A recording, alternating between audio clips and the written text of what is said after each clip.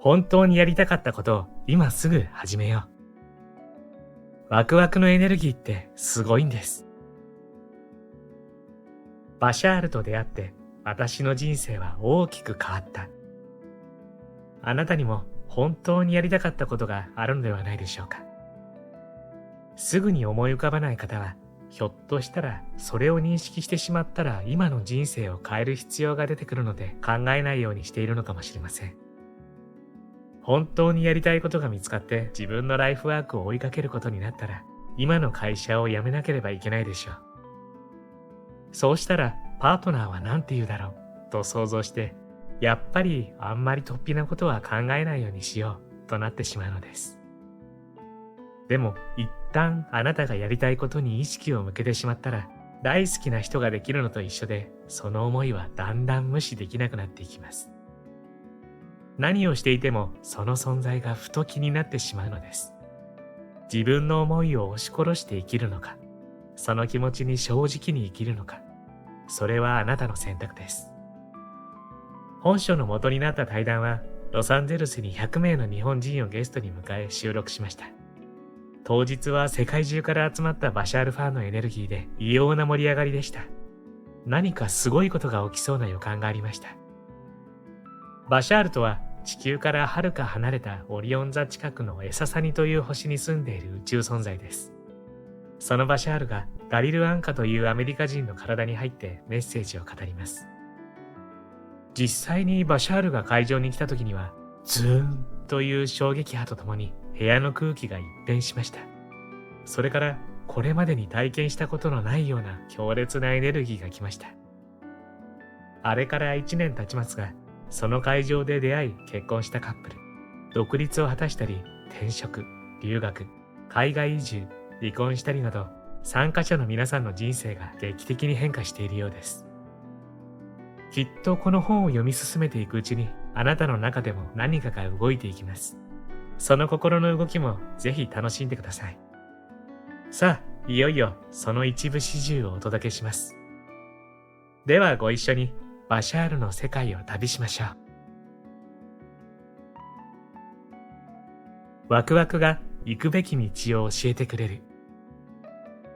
まず最初にワクワクすることを追いかけるというテーマでお聞きしたいと思います。ワクワクすることをやればいいとバシャールは言いますが、ワクワクには2通りあると思います。熱いワクワクと静かなワクワクです。これについて何か最初にコメントをもらえませんか？両方とも皆さんの本当の波動を代表するものです。情熱を追っていけば、場合によってはそれが外に向くこともあるでしょうし、内側に表現されることもあるでしょう。ワクワクすると言ったからといって、それは走り回ったり飛び回ったりしなければいけないということではありません。情熱、熱意を持って行動するということが静かで平和であるということにつながることもあります。どんな時でも皆さんが本当の自分であることと整合性が取れるように、それを正確にやっているということを意味しています。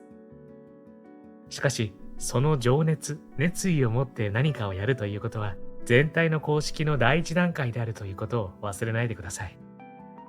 第二段階は自分の最大限の力を生かして、それをできる限り続けて、もはやそれを続けられないというところまで突き詰めることです。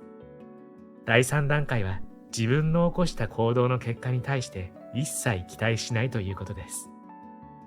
この第三段階はとても重要です。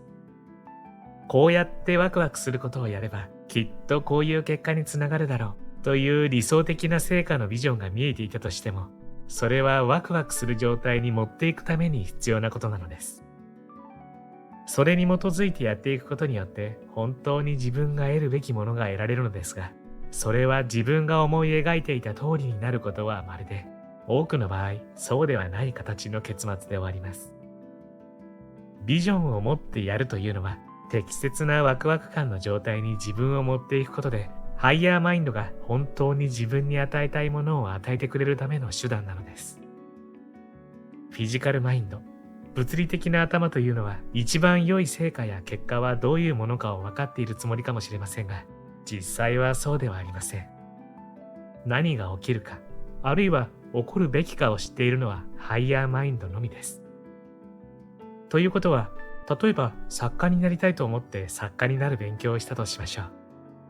しかし本来その人は料理人になる運命だったとします。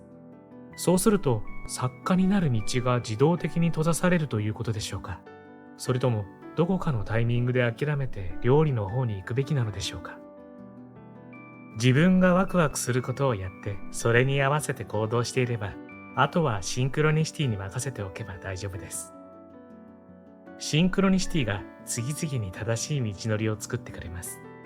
シンクロニシティこそがいろいろなものを組織立てるためのものです。例えば料理人になるような道のりが見つからず、一番ワクワクして情熱を傾けられるのは作家になるという気持ちだったとします。それに基づいて行動していけば、いろいろなチャンスや機会で道が開かれていきます。そしてそのような形で自分にとって一番ワクワクするものにどんどんさらされていくのですが、ワクワクすることというのは必ずしも一つではなくて複数あることがあります。例えばこの人が何かを書いて、それがレストランのシェフの目に留まって気に入られたとします。そのシェフからすごく本を気に入りました。ぜひその話をしたいのでレストランに来てください。というお誘いがかかるかもしれません。そのレストランに行って本の話をしている間に、実際に今度はシェフになるというアイデアが出てきたり、あるいは食べ物や料理の話に移るかもしれません。その作家が食べ物の話や食べ物を作るという話をしていることにとてもワクワクしているということにシェフが気づくかもしれません。シェフが作家に対して、では何か作ってみてくれませんか？どれぐらいできるか見てみましょう。と誘ってくれるかもしれません。その作家は自分がそんなに美味しいものが作れると知らなかったのに、作ったものをシェフが味見したところ、なんて美味しいんでしょう。じゃあこのレストランで料理人として働きませんか？と誘われるとします。そのようにして作家になることがシェフになることと全く関係ないように思えても、シンクロニシティがその2つをつなげてくれます。そしてその人にとって最もワクワクできることをいろいろな形で、その人にとって必要なすべての形で表現できるようになっていきます。はい。さらにそれについて質問ですが、今の話はラッキーな例という感じがします。ラッキーというものは実はありません。運というものはありません。運というのはなく、すべてはシンクロニシティです。ですから、正しい状態にあれば自動的にシンクロニシティが働くという機構が作られています。それが現実というものです。でも例えば多くの場合、作家になろうと思っても作家にすらなれなかったり、夢の実現の途中で終わってしまうことが多いと思うのですが、そういう人はなぜシンクロニシティが働かないのでしょうか。その場合、作家になることが本当にその人にとって一番ワクワクすることなのでしょうか。あるいはもしかしたらもっと他にワクワクすることがあるのではないかということを考え直さなければいけないと思います。本当に作家になりたいというのが自分のパッションだとしても、それが実現しない場合、自分が何か壁を作ってしまっていることがあります。ですから、作家になることが実は一番ワクワクすることだと思っていても、作家になるのが怖かったり、何かを進めたり前に進んだりするのが怖いという気持ちが裏に隠れているかもしれません。地球の多くの人たちは、実は自分が一番情熱を持ったことを進めていくのが怖いと思っています。というのは、自分がワクワクすることをやることによって何か悪いことが起きるのではないかと思っているからです。こんにちは。ハピケンことハッピー研究所の翔です。今回は本当にやりたかったことを今すぐ始めようという本をご紹介します。あなたの本当にやりたかったことって何ですか？もしかしたら未だにわからないんだよっていう方もいるかもしれません。あなたの心の奥底にある本当の思いに気づいて、それをワクワクしながら実現させていくためのヒントがここにあります。そのヒントを教えてくれるのが本田健さんとバシャールです。スピリチュアルにも造形が深く、世界中で大人気のベストセラー作家である本田さん。ダリル・アンカのチャネリングによって地球の3000年後の文明を持つ惑星エササニから私たちに語りかけてくれるバシャール。このお二人による人生の目的、パートナーシップ、お金と豊かさ、次元上昇、パラレルワールドなどをテーマとした熱い対談が詰まっているのが本書なんです。本動画では本書のこの雰囲気をほんの少しだけご紹介したいと思いますので、ぜひ最後までご覧になってくださいね。そして今回も幸せのダイヤモンド探しがございます。このハッピーダイヤモンドを動画のどこかに5つ置いておきましたので、見つけてみてくださいね。見つけたら小さな幸せゲットですからね。それでは続きをどうぞ。ハッピー研究所では幸せになるためのいろいろなノウハウをご紹介しています。チャンネル登録して一緒にハッピーを作っていきましょう。自分自身を生きることこそが人生の目的。次は人生の意味、人生の目的について聞きたいと思います。それはライフワークとつながっていると思いますが、その人が生まれた意味、人生の目的についてバシャール的なコメントをもらえませんか？目的は皆さん同じです。一番いい形の自分自身であるということです。でもそれはいろいろな形で表現されていきます。仕事で表す人もいれば、パッションを通して表す人もいます。でも基本的な使命は自分自身であることです。というのは、誰もがユニークな存在だからです。それは自分が最も情熱を持っていることを、自分の最大限の力を持って結果にこだわらずに実行していくことによって本当の自分の波動になることができ、それこそが自分の目的になっていきます。つまりその人の目的とは、自分が経験できるすべての形で自分を経験していくということです。真の自分でいられる状態というのは自分本来の波動でいることです。そしてそのような忠実な自分の波動を肉体的に、物理的に解釈することによって、自分のパッションや愛や喜びなどを経験することができます。そして人生の目標はそれをどんどん拡張していくということです。そうすることによって自分自身をもっと経験し、もっと成長し、そして想像自体がさらにそこから膨らんで伸びていくことができます。答えになりましたか？はい。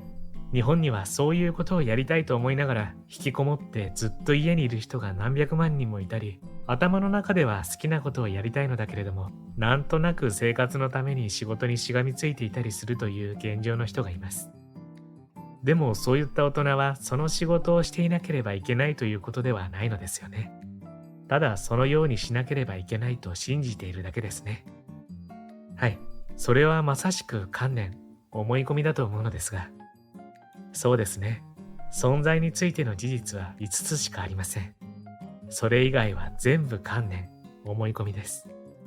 その5つとは何ですか？1つ目、あなたは存在しています。それは不変で変えることができません。2つ目、すべてが今この場にあるということです。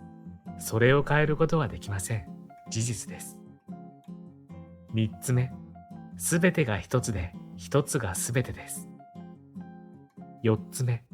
出したものが返ってくるということです。5つ目、これらの法則以外はすべて変わるということです。あなたが存在することは変わりません。変わるのは何を経験し、それをどのような視点で見るのかということだけです。すべては視点に基づいていますので、視点が変われば経験も変わるのです。これは僕のジレンマでもあるのですが、ジレンマですか？あるいは楽しい挑戦ということですか？ジレンマという言葉は非常にネガティブなラベルでネガティブな定義です。そういう言葉ではなくて、例えば楽しい挑戦など、もっとポジティブな表現をしてみたらどうでしょうか。こういう形で自分の定義を変える機会が訪れているわけで、その結果、経験が変わっていきます。OK。ということで、楽しい挑戦とは何でしょうか。僕は自分の中でほぼ理想に近い人生を生きていると感じています。しかしまだ多くの人がバシャールのメッセージを知らず、思い込みのトリックに騙されて、99% ぐらいの人たちが混乱と絶望の中に生きている感じがします。僕個人はとても幸せですが、気持ちとしてはその人たちを何とかしてあげたいという思いもあります。でももうされているわけですよね。小さなレベルではそうですね。誰がそれを小さいと言ったのでしょうか。小さな僕です。あなたがなさっていることのインパクトがどれだけあるのか全く分かっていないわけですね。そういう意味ではもっと本当にインパクトを与えたいというパッションもあるのですが、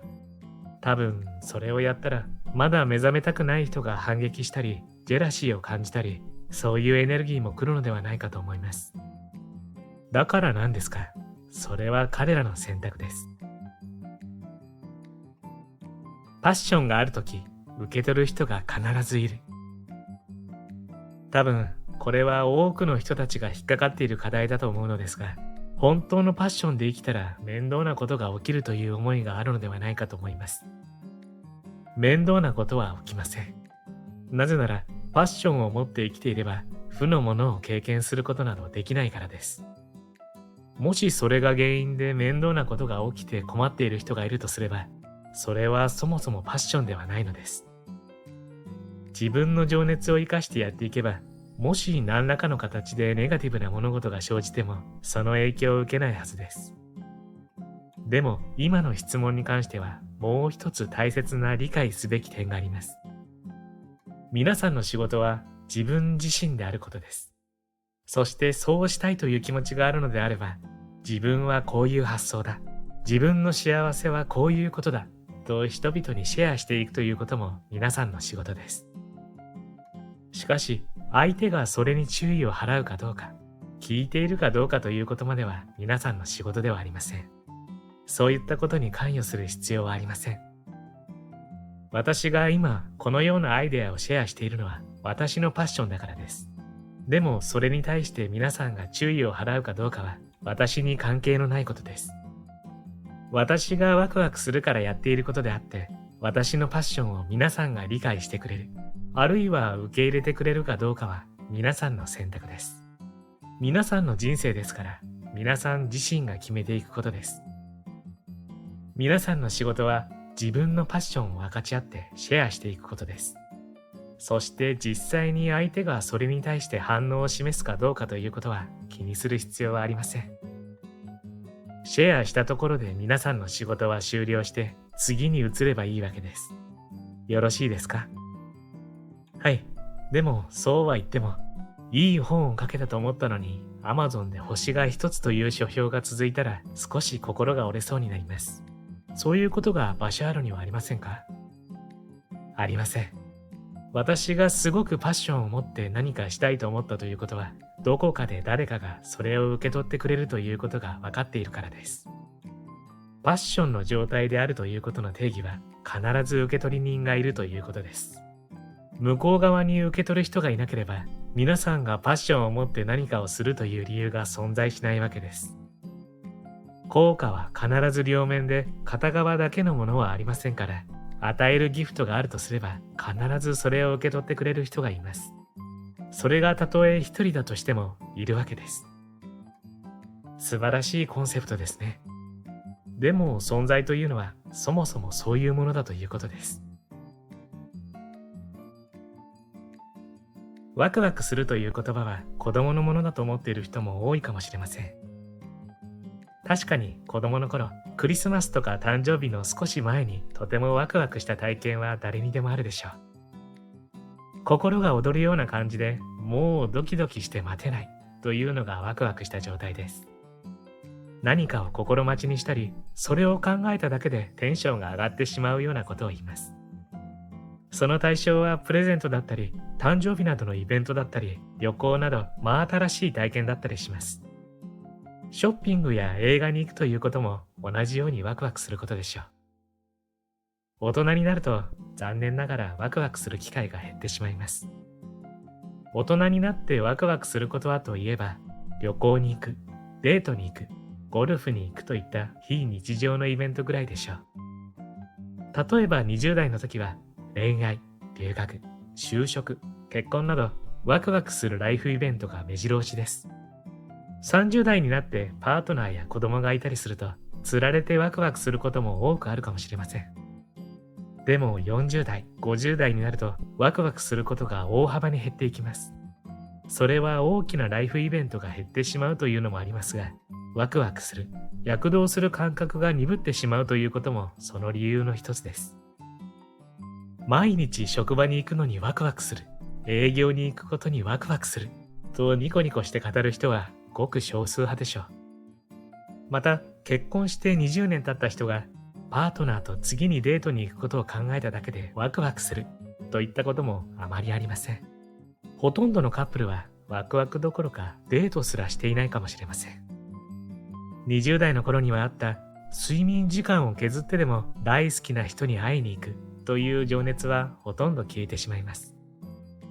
仕事でもプライベートでもよほど普段から心がけないと、大人になってからはワクワクの情熱の炎は小さくなっていくのです。その心の状態に合わせて毎日の生活も退屈になっていきます。バシャールはワクワクが人生を面白くする鍵だと言います。心が躍動する状態になるといろんな引き寄せが起こり、それがさらなるワクワクするようなことをもたらすと言います。でもそもそもワクワクすることがないし、どうやって見つけたらいいのかわからないな、と考える人も多いでしょう。確かに小さい頃にワクワクしたことはあったと思います。でもこう考えてしまうのです。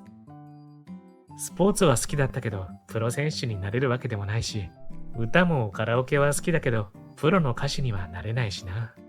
と職業的なことを考えて最初から諦めてしまうのです。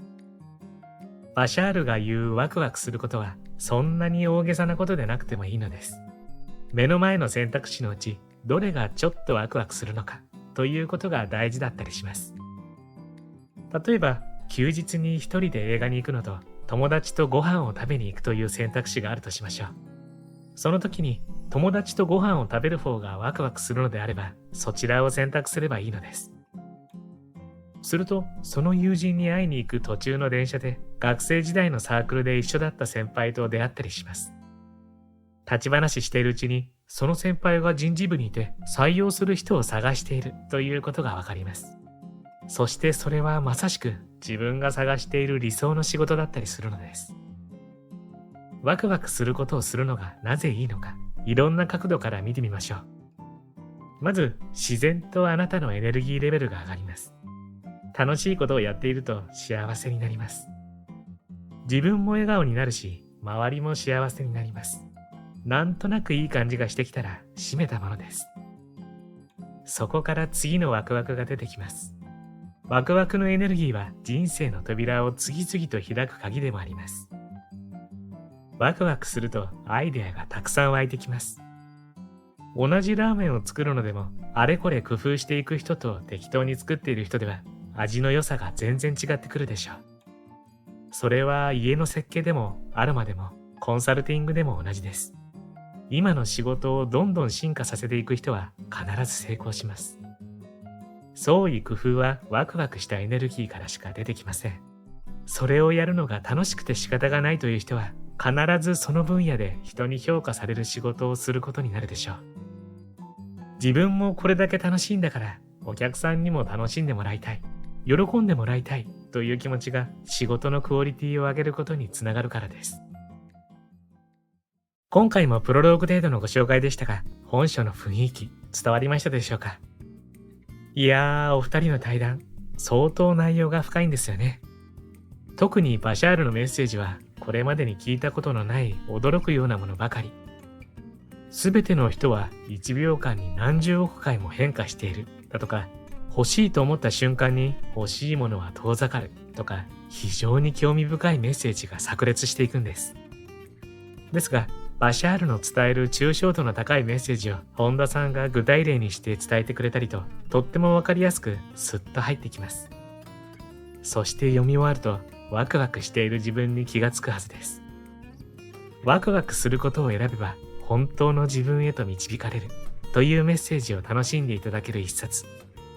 興味のある方はぜひ読んでみてはいかがでしょうか。そうそう、皆さん、冒頭にお伝えしたハッピーダイヤモンド見つかりました？ダイヤモンドの数は全部で5つでしたよ。どうです？見つかりましたか？見つけた時の小さな喜びも立派な幸せ。見つけたあなたは幸せを一つ積み重ねてハッピー度が上がってますからね。最後までご視聴ありがとうございました。これからも皆様の幸せづくりに役立つ情報をまとめていきたいと思いますので、チャンネル登録や高評価をしていただけるととっても嬉しいです。また次回の動画でお会いしましょう。皆様に幸せが届きますように。